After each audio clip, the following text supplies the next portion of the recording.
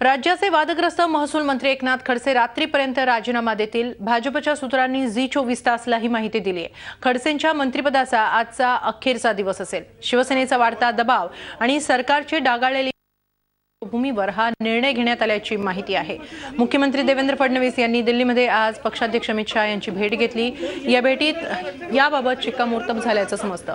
या भेटीनंतर पत्रकारांशी बोलताना मुख्यमंत्र्यांनी पक्षश्रेष्ठी अंतिम निर्णय घेणार असल्याचं सांगितलंय। यानंतर मुख्यमंत्र्यांनी पंतप्रधानांची ही भेट घेतली। मात्र आज रात्रीपर्यंत खडसे राजीनामा देणार असल्याची माहिती सूत्रांनी झी24 तासला दिली आहे। मुख्यमंत्री नेमकं काय म्हणाले ते ऐकूया। आदरणीय अध्यक्ष महोदय जी ने से रिपोर्ट मांगी थी। जो मसले सामने आए हैं उसकी फैक्चुअल रिपोर्ट माननीय अध्यक्ष जी को मैंने दी है। उसके ऊपर उनसे चर्चा भी हुई है और अब इस रिपोर्ट के आधार पर जो भी आगे की उचित कार्रवाई है वो पार्टी के द्वारा निर्देशित की जाएगी। या संदर्भात आढावा घेतलाय आमचे दिल्लीचे प्रतिनिधी रामराजे शिंदे यांनी। भाजपचे ज्येष्ठ नेते आणि महसूल मंत्री एकनाथ खडसे यांच्यावर झालेल्या आरोपांचा अहवाल आज मुख्यमंत्री देवेंद्र फडणवीस यांनी अमित शहा यांच्याकडे सादर केलेला आहे। या अहवालानंतर सुद्धा मुख्यमंत्र्यांनी स्पष्ट संकेत दिलेले आहेत। या संदर्भाचा अहवाल आणि त्यावर चर्चा सुद्धा झालेली आहे अमित शहा यांच्याशी आणि पुढचा जो योग्य तो निर्णय आहे तो अमित शहा घेतील, म्हणजेच राष्ट्रीय अध्यक्ष घेतील। त्यामुळे आता मुख्यमंत्र्यांनी आपला चेंडू हा राष्ट्रीय अध्यक्षांच्या कोर्टामध्ये ढकललेला आहे। मात्र एकनाथ खडसे यांच्यावर कारवाई कधी करायची हा प्रश्न आहे। येत्या विधान परिषदेच्या निवडणुका त्याचबरोबर एकनाथ खडसे यांच्या पाठीमागे असलेला ओबीसी समाज यावरून भाजप काही संभ्रमात आहे। मात्र 2 वर्षाच्या पार्श्वभूमीवर एकीकडे महोत्सव केला जातोय भाजपकडून, तर दुसरीकडे भ्रष्टाचाराची टीका सहन केली जाते। त्यावर शिवसेनेचा दबाव तंत्र सुद्धा वाढलेला आहे। त्यामुळे यावर कारवाई कधी होणार हा प्रश्नचिन्ह आहे। मात्र आपल्या सूत्रांनी दिलेल्या माहितीनुसार एकनाथ खडसे यांच्यावर कारवाई लवकरच होणं अपेक्षित आहे। कदाचित एकनाथ खडसे यांचा राजीनामा लवकरच येऊ सुद्धा शकतो। Ramraj Shinde, Zee Media, Delhi.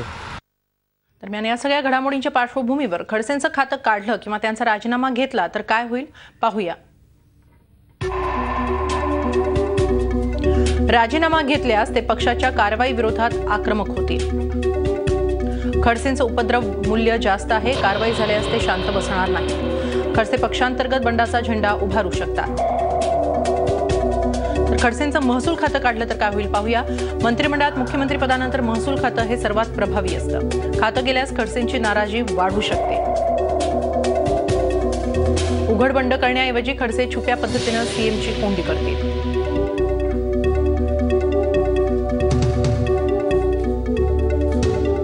या सगळ्या घडामोडींच्या पार्श्वभूमीमध्ये जळगावमध्ये सध्या काय स्थिती आहे जाणून घेण्यासाठी जाऊया आमचे प्रतिनिधी योगेश खरे यांच्याकडे। योगेश, नेमकं आता जळगावात काय घडतंय? खडसे राजीनामा देतील आज रात्रीपर्यंत अशी शक्यता बोलून दाखवली जाते आहे। या सगळ्या घडामोडींच्या पार्श्वभूमीवर जळगावमध्ये आता काय घडतंय? हिमालय, जळगावमध्ये एकनाथ खडसे हे त्यांच्या गावी म्हणजे त्यांच्या मतदारसंघामध्ये मुक्ताईनगरमध्ये आहेत। त्यांच्या फार्म हाऊसवर ते आज सकाळपासून आहेत आणि त्या ठिकाणी कार्यकर्त्यांची जी गर्दी आहे ती मोठ्या प्रमाणात त्या ठिकाणी गर्दी आहे। जळगाव जिल्ह्यातले वेगवेगळे पदाधिकारी त्या ठिकाणी गेलेत आणि जे काही घडतंय त्याविषयीची सगळी चर्चा त्या ठिकाणी होते। मात्र या ठिकाणी माध्यमांना प्रवेश नाही, कुणालाही बाकी मीडियाला प्रवेश नाही आणि खडसे सुद्धा स्वतः कुणाशी बोलत नाही आहेत। कदाचित जी काही कारवाई अपेक्षित आहे किंवा जे काही होतंय, आरोपांची राळ उठलेली आहे, त्यावर आता दिल्लीच्या प्रतिक्रियेची अपेक्षा त्यांना आहे आणि नुकतंच तू सांगितल्याप्रमाणे कदाचित आज रात्री कारवाई होऊ शकते किंवा उद्याही होऊ शकते किंवा राजीनामा घेतला जाऊ शकतो। आपण आपल्यासोबत कार्यकर्ते आहेत, त्यांच्याकडून जाणून घेऊया काय वाटतंय तुम्हाला, जे काही आरोप केले जात आहेत त्यांचा राजीनामा मागितला जातो? काही नाही, राजीनामा मागे खडसे साहेबांच्या एक कट कारस्थान आहे आणि गेल्या अनेक वर्षांपासून ते खडसे साहेबांना अडचणीत आणण्याच्या दृष्टीने संधीच्या शोधात आहे। कारण की खडसेंचं नेतृत्व हे सर्वसामान्य माणसांचं नेतृत्व आहे। गेल्या अनेक वर्षांपासून ते धनाढ्य भ्रष्ट ज्या जिल्ह्यातल्या किंवा राज्यातल्या जे भ्रष्ट आणि अनेक धनाढ्य लोकांच्या विरोधात सातत्याने लढत आहे आणि त्यांना अक्षरशः त्यांनी सत्तेच्या बाहेर फेकला, अनेकांना तुरुंगात पाठवलेलं आहे, अनेकांना राजकारणाच्या बाहेर फेकले गेलेले आहेत। असे जे दुःखी आत्मे होते ते सर्व एकत्र येऊन खडसेंना अडचणीत आणण्याच्या दिशेने अनेक वर्षापासून प्रयत्न। हिमालय, सुरेश जैन यांचं राज्य पहिल्यांदा जळगावमध्ये होतं, ते पूर्णपणे खडसे यांनी खालसा केलं होतं। तुम्हाला काय वाटतंय की त्यांचा राजीनामा आज ते देतील असं म्हटलं जाते किंवा त्यांच्यावर कारवाई होईल? काय वाटतंय तुम्हाला, याच्यामुळे काय फरक पडू शकेल जळगाव जिल्ह्यात राजकारणात? खडसे हे एक संघर्ष करणारे नेते आहे आणि त्यांच्यावर जे आरोप झाले हे सर्व चुकीचे आहे आणि त्यांनी मागणी केलेली आहे स्वतःहून की राज्यातली किंवा देशातली कुठलीही संस्था असो काय कोणतीही एजन्सी असो त्याच्यामार्फत चौकशी करा. दूध का दूध पाणी का पाणी होईल आणि राजीनामा वगैरे हे काही अफवा आहे फक्त ही अशी इथे मुद्दाहून विरोधकांनी उठवलेली आहे की पक्षाचं मनोबल खडसे साहेबांचं त्यांच्या कार्यकर्त्यांचं मनोबल खच्ची करण्याचा हा एक कुटील प्रयत्न करताय. त्यात कोणीही सक्सेस होणार नाही. एकूणच कार्यकर्त्यांचं असं म्हणणं आहे की हे सगळं कट कारस्थान आहे आणि खडसेंना अडकवण्याचा प्रयत्न केला जातोय. त्यामुळे आज रात्री जे काही घडामोडी होतील किंवा उद्यापर्यंत ज्या काही घडामोडी होतील त्यानंतरच हे सर्व चित्र स्पष्ट होऊ शकेल. हिमाली, धन्यवाद योगेश, आपण दिलेल्या सविस्तर माहितीबद्दल. भ्रष्टाचाराच्या आरोपांमुळे महसूल मंत्री एकनाथ खडसेंना सर्वांनीच खिंडीत गाठलंय. त्यांच्या विरोधात अंजली दमानी यांनी आमरण उपोषण सुरू केलंय. तर खडसे प्रकरणी मुख्यमंत्र्यांनी भूमिका स्पष्ट करावी अशी मागणी शिवसेनेनं केली आहे. एकनाथ खडसेंनी मंत्रिपदाचा राजीनामा द्यावा यासाठी अंजली दमानिया तंबू ठोकून बसल्या आहेत. खडसेंवर भ्रष्टाचाराचे आरोप करणाऱ्या दमानियांनी आता आझाद मैदानात आमरण उपोषण सुरू केलंय. अण्णा हजारेंचा आशीर्वाद घेऊन त्या मुख्यमंत्र्यांच्या वर्षा या निवासस्थानाबाहेरच उपोषणाला बसणार होत्या. मात्र परवानगी न मिळाल्याने त्यांनी आपला मोर्चा आझाद मैदानात वळवला. त्याच्यावर ॲक्शन कधी होणार, मुख्यमंत्री त्याच्याबद्दल एक चकार शब्द काढत नाही आहेत. ऐकून खरंच आणि हे सगळं बघून खूप दुःख झालं. सोमवारी मी एक प्रेस कॉन्फरन्समध्ये माहिती दिली की तापी प्रकल्पात म्हणजे तापी इरिगेशन कॉर्पोरेशनमध्ये कसे कसे गैरव्यवहार चालतात, इरिगेशन कॉन्ट्रॅक्टर्स आपल्या आवडीच्या लोकांना कसं आणलं जातं, कशा जमिनी घेतल्या गेल्या आहेत आणि कोट्यावधींच्या आहेत. दमानियांनी सर्व शक्तीनिशी खडसेंच्या विरोधात एल्गार पुकारलाय. तर खडसेंचे समर्थकही शक्ती प्रदर्शनासाठी आझाद मैदानात जमले.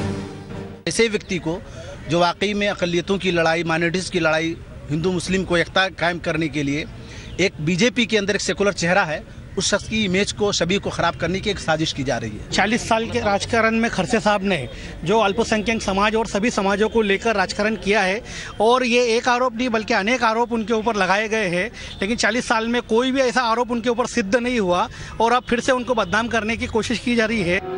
खडसे विरुद्ध दमानिया संघर्षात शिवसेनेनंही उडी घेतली. खडसेंवर आरोप होत असताना मुख्यमंत्री गप्प का असा सवाल शिवसेनेनं केला. रावसाहेब दानवे आमचे सांगतायत पक्ष खडसेंच्या पाठीशी आहे. म्हणजे काय आहे तो त्यांचा प्रश्न आहे, त्यांचा पक्ष आहे, त्यांचे नेते आहेत ते.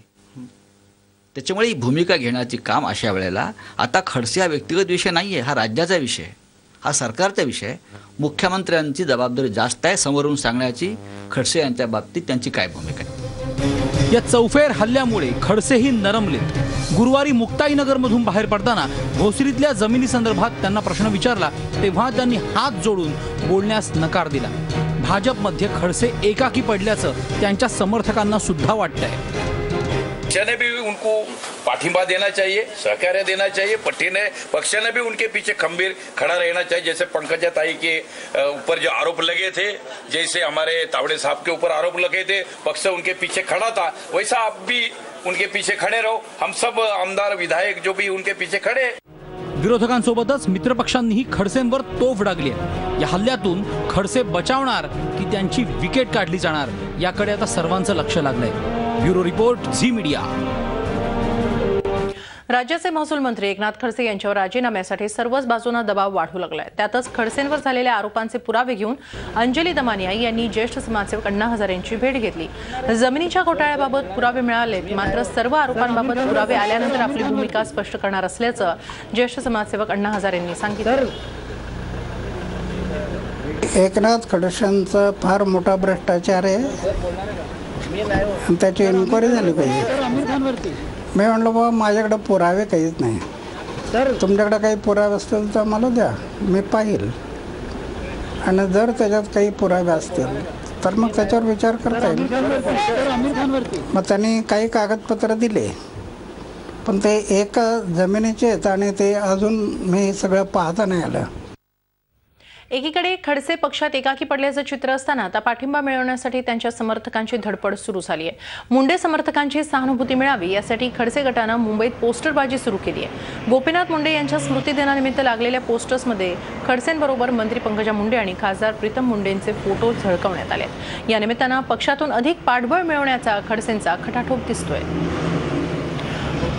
दरम्यान वादग्रस्त जमीन खरेदी प्रकरण काय आहे हे पाहूया।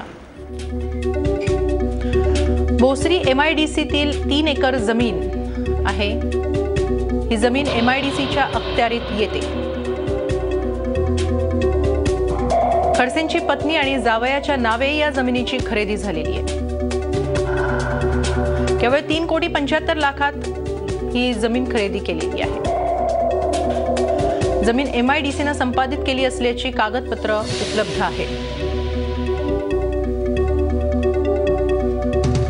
सत्ता आली की सत्तेसोबत दुर्गुणही येतात। अवघ्या 1.5 वर्षातच सत्ताधारी भाजपचं काँग्रेसीकरण झाल्याची चर्चा का सुरू झाली आहे, चला पाहूया हा रिपोर्ट।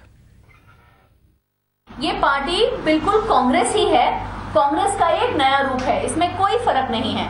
इसमें वही करप्शन है, वही भ्रष्टाचार है, वही डायनेस्टिक रूल है, वही साइकोपैथी है जो कांग्रेस में होती थी, वो हमें आज बीजेपी में दिखाई दे रही है। खरंच भाजपची काँग्रेस झाली आहे का? भाजपलाही सत्तेचे दुर्गुण लागलेत का? भाजपमध्ये नेमकं चाललंय तरी काय? मंत्रालयापासून विधान भवनापर्यंत आणि भाजप कार्यालयापासून सामान्य जनतेपर्यंत सध्या सर्वांना हेच प्रश्न पडलेत। काँग्रेस राष्ट्रवादी आघाडी सरकारच्या भ्रष्ट कारभारावर तोप डागत भाजप शिवसेनेचं सरकार सत्तेवर आलं, पण आता महसूल मंत्री एकनाथ खडसेंवरील भ्रष्टाचाराच्या आरोपांमुळे भाजपचीच कोंडी झाली आहे। खडसेंना क्लीन चिठी देता येत नाही आणि कारवाई देखील करता येत नाही, अशा कात्रीत भाजपवाले अडकलेत। कोणताही निर्णय अडला की काँग्रेसवाले दिल्लीतल्या हायकमांडचे पाय धरायचे। आता खडसे प्रकरणात भाजपवालेही मोदी शाह या राजधानीतल्या श्रेष्ठींकडेच डोळे लावून बसलेत। उल्लेखनीय बाब म्हणजे अडचणीत आल्यानंतर शक्ती प्रदर्शन करायचं ही खास काँग्रेसी संस्कृती। एकनाथ खडसेंच्या समर्थकांनीही प्रदेशाध्यक्ष दानवेंकडे शक्ती प्रदर्शन करून काँग्रेसच्या पावलावर पाऊल टाकत असल्याचं स्पष्ट केलं। काँग्रेस आणि राष्ट्रवादीचं सरकार असताना सत्ताधारी पक्षच एकमेकांची उणीधुणी काढायचे। गंमत म्हणजे सत्ताधारी भाजप आणि शिवसेनेनं तोच किस्सा पुढे गिरवत ठेवलाय। सत्तेत मांडीला मांडी लावून बसलेली शिवसेनाच आता खडसेंच्या राजीनाम्याची मागणी करू लागली आहे। राज्यसभा आणि विधान परिषदेची तिकीट वाटताना काँग्रेसच्या काळात बाहेरून आलेल्या आयारामांना प्राधान्य दिलं जायचं। आता सत्ताधारी भाजपमध्येही निष्ठावंत कार्यकर्त्यांना डावलून इतर पक्षातून आलेल्या संधी बहादरांना विधान परिषदेची उमेदवारी देण्यात आली आहे। त्यामुळे निष्ठावंतांमधील नाराजी वाढली आहे। उल्लेखनीय बाब म्हणजे काँग्रेसप्रमाणेच भाजपमध्येही निष्ठावंतांना वाटाण्याच्या अक्षता लावण्यात येत आहेत। पार्टी विथ डिफरन्स अशी शेकी मिरवणाऱ्या भाजपला अवघ्या 1.5 वर्षातच सत्तेचे दोष चिकटलेत। मग काँग्रेस आणि भाजपमध्ये फरकच उरलेला नाही असं कुणी म्हटलं तर त्यात चुकीचं ते काय? Bureau report, Zee Media. राज्याचे महसूल मंत्री एकनाथ खडसे यांच्या विरोधात होत असलेल्या आरोपांमुळे ते अडचणीत आलेले असतानाच पिंपरीमध्ये त्यांच्या समर्थनार्थ खानदेश आणि विदर्भातील नागरिक रस्त्यावर उतरले। खडसे यांच्यावर होत असलेल्या विविध आरोपांच्या निषेधार्थ पिंपरी चिंचवडमध्ये स्थायिक झालेल्या नागरिकांनी डॉक्टर आंबेडकर चौकात आंदोलन केलं। कदापि आम्ही सहन करणार नाही। एकनाथरावजी खडसे साहेब माझ्यासारख्याच्या फोनवर जर येत असेल तर त्यात तुमची माझी एक सामान्य माणूस आहे एकदम हा, आणि खडसे एकनाथराव खडसे आणि त्यांच्या व्यवहार पारदर्शक तर ते कदापि। आणि आता एक महत्त्वाची बातमी, नागपूरच्या वाढत्या पाऱ्यानं 3 बळी घेतलेत। वाढत्या तापमानापासून बचाव करण्यासाठी घरात लावलेल्या कूलरचा करंट लागल्यानं एकाच परिवारातील 3घांचा मृत्यू झालाय। नागपूरच्या माणकापूर भागातील रजत एन्क्लेव्ह निवासी संकुलातली ही घटना असून यात पती पत्नी आणि त्यांच्या विवाहित मुलीचा मृत्यू झालाय। कूलरमध्ये पाणी टाकताना मुलीला विजेचा धक्का लागला आणि तिला वाचवायला गेलेल्या आई वडिलांना देखील विजेचा धक्का लागल्यानं त्यांचा देखील यात मृत्यू झाला। निवृत्त पोलीस निरीक्षक किशोर दामले, त्यांची पत्नी अंजली दामले आणि विवाहित झालेली त्यांची मुलगी विनिशा काळे असं मृत्युमुखी झालेल्या 3घांची नावं आहेत। प्रथमदर्शनी दिसते आहे की कूलरमधील पाणी संपल्यामुळे उष्णता भरपूर असल्यामुळे त्यांची मुलगी याच बिल्डिंगमध्ये खाली राहते। ती पाणी टाकण्यासाठी गेली त्या कूलरमध्ये। तिचं नाव आहे विनिशा काळे आणि असं वाटतं आहे की तिला त्या ठिकाणी इलेक्ट्रिक शॉक लागल्यामुळे ती मुलगी प्रथमतः इलेक्ट्रिक शॉकला बळी पडली आणि मग ते बघण्यासाठी तिची आई आणि वडील आले आणि त्यांनी ती एकंदरीत परिस्थिती पाहिल्यावर ती पण कूलरच्या संपर्कात आल्यामुळे इलेक्ट्रिक शॉक लागून ते मयत पावले। याबाबत अधिक बोलूया आमचे प्रतिनिधी अखिलेश हळवे यांच्याकडून। अखिलेश, अतिशय दुर्दैवी आहे, वाढत्या तापमानामुळे हे 3 बळी गेले आहेत। हेमाली आणि गेल्या काही दिवसापासून जर का बघितलं तर नागपूरचं तापमान सातत्यानं 45 डिग्रीच्या आसपास होतं. आजही नागपूरचं तापमान 44.1 डिग्री सेल्सिअस होतं.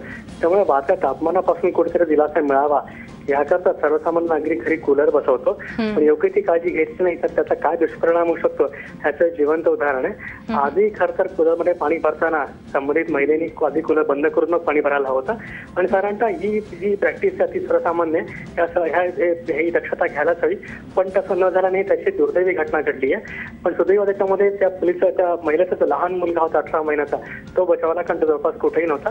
पण ह्या तिघांचा मृत्यू झाला, अतिशय दुर्दैवी घटना आहे.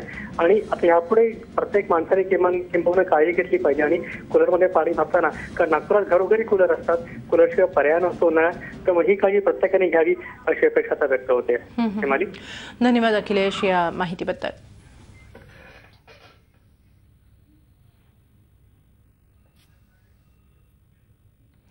मडगाव बॉम्बस्फोटातील आरोपी सारंग अकोलकर याचं नाव डॉक्टर दाभोलकरांच्या खुनाच्या तपासात पुढे आलंय. त्याचप्रमाणे रुद्र पाटील याच्यावर कॉम्रेड पानसरेंच्या खुनाचा संशय आहे. ते दोघंही सनातनचे साधक आहेत. त्याशिवाय साधक वीरेंद्र तावडे तपास यंत्रणेच्या रडारवर आहेत. या पार्श्वभूमीवर मडगाव बॉम्बस्फोटातील फरार आरोपींना तातडीनं शोधून काढण्याची मागणी अंधश्रद्धा निर्मूलन समितीनं केली आहे. त्याचप्रमाणे बुधवारी सीबीआयनं ज्यांच्या घरांवर छापे टाकले त्यांच्याशी आपला संपर्क असल्याचं सनातन संस्थेचे वकील संजीव पुनाळेकर यांनी म्हटलंय. असं असेल तर त्यांनी स्वतःहून या आरोपींची माहिती तपास यंत्रणांना द्यायला हवी आणि न दिल्यास अशा सगळ्या संबंधितांची चौकशी होणं गरजेचं असल्याचं अनिसचे सरचिटणीस हमीद दाभोलकर यांनी म्हटलंय.